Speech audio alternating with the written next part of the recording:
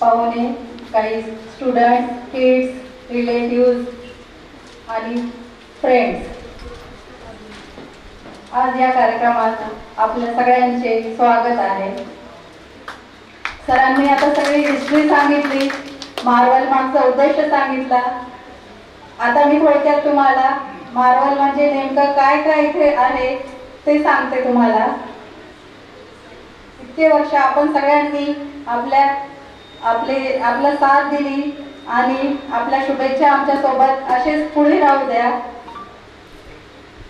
तर इथे Marvel skin hair and laser clinic इथे केस, त्वचा व नखे ट्रीटमेंट इथे उपलब्ध आहेत. ट्रीटमेंट द्वारा काय काय ट्रीटमेंट करता येते.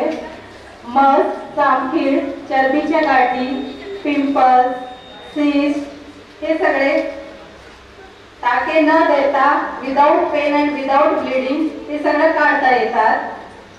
इथे पिंपल्स ट्रीटमेंट चालू आहे. तसेच स्किन टॅग म्हणजे जामखीळ आणि चरबीच्या गाठी ते पण अतिशय वेदनारहितरित्या आपल्याला काढता येते. तसेच चेहऱ्यावर किंवा इतर ठिकाणी असलेल्या मध हे सुद्धा रेडिओ फ्रिक्वेन्सीने आपल्याला ब्लिडिंग न होता काढता येतात.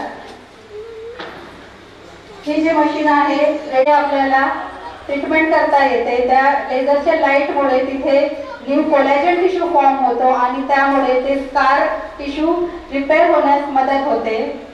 तसेच ती स्किन रिन्युअल झाल्यामुळे त्याच्यात सतेज निर्माण होते. एंटियाक लेझर म्हणजे पिगमेंटेशन साठी हा लेझर वापरला जातो.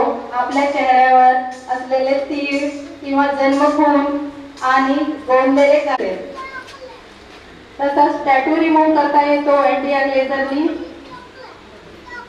केमिकल पिलिंग मीन्स आपण चेहऱ्याला काही औषधं लावून ते चेहऱ्याला औषध लावून चेहरा धुवून घेतात. त्यामुळे ते मृत त्वचा निघून जाते आणि त्या खालची यंग त्वचा वर येते ज्यामुळे पिंपल. याबद्दल काही भीती मनात बाळगण्याची काही गरज नाहीये.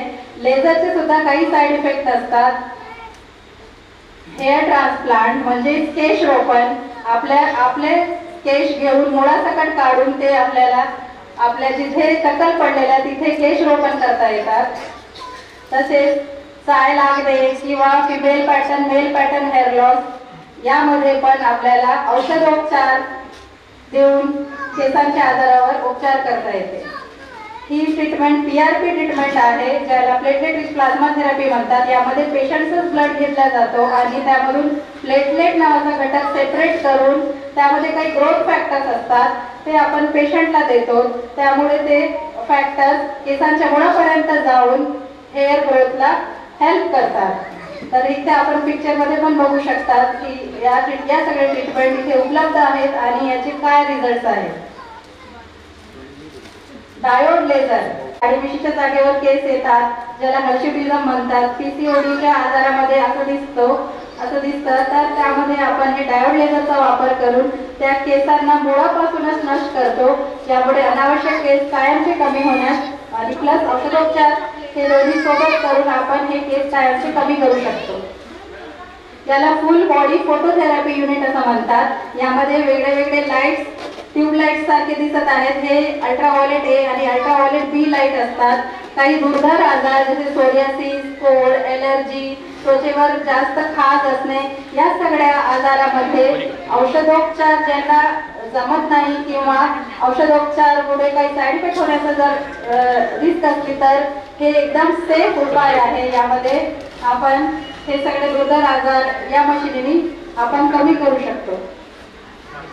ही आहे क्रायोथेरपी युनिट. क्रायोथेरपी म्हणजे जे आपल्या गाठी असतात केलॉइड किंवा व्रण, काही लोकांमध्ये जर जखम नीट होत असताना वरपर्यंत जास्तची बनून येते, अशी जखम जर इयर पिअर्सिंग गन हे एकदम सेफ आणि याच्यामध्ये वेदनारहित आणि ब्लिडिंग होत नाही.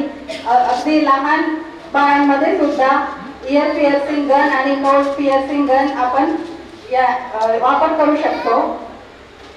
आयनोटोफोरेसिस म्हणजे तळहात व तळपायावरील घाम कमी करण्यासाठी याचा वापर होतो.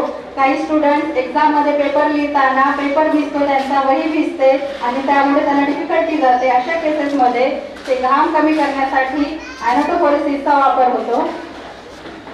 याशिवाय आपले इतर आजार, त्वचेचे इतर आजार जसे बुरशी, फंगल इन्फेक्शन जे की कॉमनेस्ट आजार आहे, गच करणं, कॉमन भाषेमध्ये लोक इसब, नायटा म्हणतात, सोरियासिस, कोड, पांढरे डाग, नखांचे आजार, तोंडामध्ये जखमा, अवघड जागेवर जखमा, औषधाचे रिएक्शन, त्वचेवर पाणी भरून फोड येणे, नाग वेळा होणे, असे अनेक दुर्धर आजारांवर आपल्याकडे निदान व उपचार उपलब्ध आहेत. या चॅनलवर आपल्याला सविस्तरपणे उपलब्ध आहे. तसंच फेसबुक आणि इंस्टाग्रामवर सुद्धा मार्वल स्किन क्लिनिक याच्यावर ही सगळी माहिती उपलब्ध आहे. तर मित्रांनो, आजपर्यंत तुम्ही सगळी आमच्या या जर्नीमध्ये साथ दिली. याच्या पुढेही आपले मार्गदर्शन आमच्या सोबत राहू द्या. थँक्यू.